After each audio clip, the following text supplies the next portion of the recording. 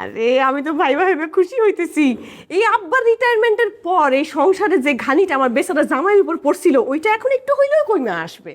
এই বৌমা, কি বলছো তুমি? কথা বুঝে বলছো?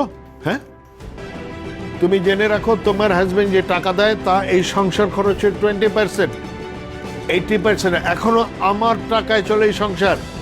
আমরা মিডল ক্লাস, আমরা মিডল ক্লাস।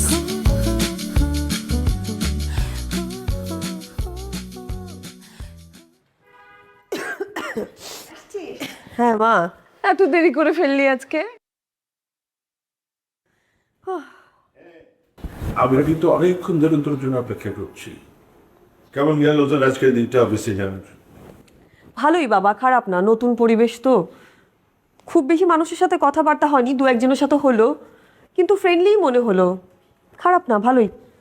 আপু তুমি আসছো, আমি যে কি খুশি হয়েছে তোমার চাকরিটা হয়েছে।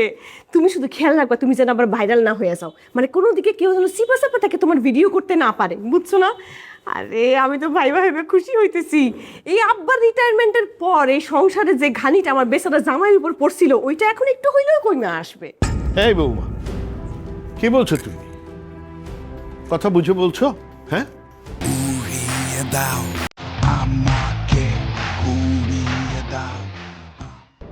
তোমার হাজবেন্ড এই সংসারে ঘানি টানতো মানে? তোমার সংসারের টাকা দিয়ে এই সংসার চলে? হ্যাঁ, তুমি কি জানো তোমার সব হাজবেন্ড কত টাকা কন্ট্রিবিউট করে, কত পার্সেন্ট? আর কেউ কন্ট্রিবিউট করে না? আর কারো টাকায় সংসার চলে না? আমি যে যে বছরের পর বছরে চাকরি করলাম, শিক্ষকতা করলাম, তোমার হাজবেন্ডকে বড় করলাম, এই টাকাগুলো কোত্থেকে এসেছে? তুমি জেনে রাখো তোমার হাজবেন্ড যে টাকা দেয় তা এই সংসার খরচের 20%, 80% এখনো আমার টাকায় চলে এই সংসার। নুসরাত চাকরিতে আজকে জয়েন করেছে, ভবিষ্যতে কি করবে ওটাও বুঝবে। আর কোথাও কখনো কিছু মনে আসলে বলে দিতে হয় না, মুরব্বী জ্ঞানটা শেখো। এখানে আমি বসা, তোমার শাশুড়ি বসা, তোমার মুখে যা আসছে তাই বলে দিচ্ছ। আমি তো খুশি হয়েছিলাম।